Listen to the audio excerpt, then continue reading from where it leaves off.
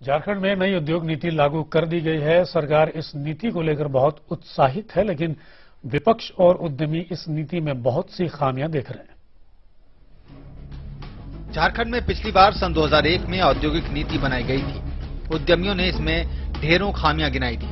बाद में 3 लाख करोड़ के निवेश के लिए 76 MOU साइन किए गए, लेकिन उद्यमियों की आशंका सही साबित हुई। लेकिन विपक्ष को इस बार लोन के इंटरेस्ट पर सब्सिडी न मिलने और प्राइवेट इंडस्ट्रियल एरिया की शर्तों पर ऐतराज है। इसमें भी जो प्रावधान किया गया है कि 75 एकड़ जमीन कम से कम होना चाहिए, तब आप प्राइवेट इंडस्ट्रियल एरिया बना सकते हैं। हम लोगों ने कहा था कि कम से कम आप 25 एकड़ उसको करिए, क्योंकि 75 एकड़ CNT एक्ट से विमुक्त होके आज के डेट में मिलना बहुत मुश्किल है। विपक्ष भी मानता है कि लोन पॉलिसी सही न होने से औद्योगिकीकरण प्रभावित होता है और सरकार का सारा ध्यान इसी बिंदु पर होना चाहिए। उनके सामने वित्तीय समस्याएं सामने होती हैं और दूसरी ओर आप ये देखेंगे कि जो बैंक की जिम्मेवारी है, जो ऋण उन्हें उपलब्ध कराना चाहिए, बैंक अपने लक्ष्य के आलोक में भी उन्हें फंडिंग नहीं कर पाता है। तो सरकार इस नई औद्योगिक नीति के तहत किस प्रकार बैंकों पर नियंत्रण करेगी, ये देखने योग्य बात होगी।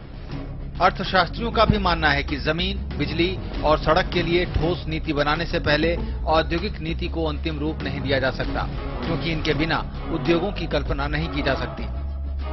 पहली समस्या जमीन की, और वो सबसे बड़ी समस्या है। दूसरा पावर, क्योंकि आप जो पावर के उद्योग है वो नहीं लगा पा रहे हैं। तो जब तक कि पावर आप नहीं दीजिएगा इंडस्ट्री को, तो वो आएगा कैसे? वो डीजल के बल पर कोई उद्योग चल नहीं सकता। तीसरी बात है सड़क, जो इंफ्रास्ट्रक्चर में सड़क की जरूरत है। तो अगर इंडस्ट्रियलाइजेशन करना है तो ये 3 सवालों को आपको तय करना हो। लेकिन सरकार का दावा है कि जहां भी बदलाव की जरूरत है वो बदलाव करेगी, लेकिन उसकी नीति सफल होगी। आज के दिन में काफी टेक्नोलॉजी हाई हो चुका है और कई एक नई चीजें उसमें इंट्रोड्यूस हुई हैं, तो निश्चित रूप से उसकी रिव्यू करते हुए जो उसमें जरूरत बदलाव की आवश्यकता दिखती है कानूनन रूप से, मुझे लगता है करना चाहिए। इस नई नीति के बाद अब देखना है कि झारखंड में किस तरह औद्योगिक निवेश होता है और सरकार उद्यमियों के लिए क्या कुछ कर सकती है। सत्यजीत कुमार, सहारा समय, रांची।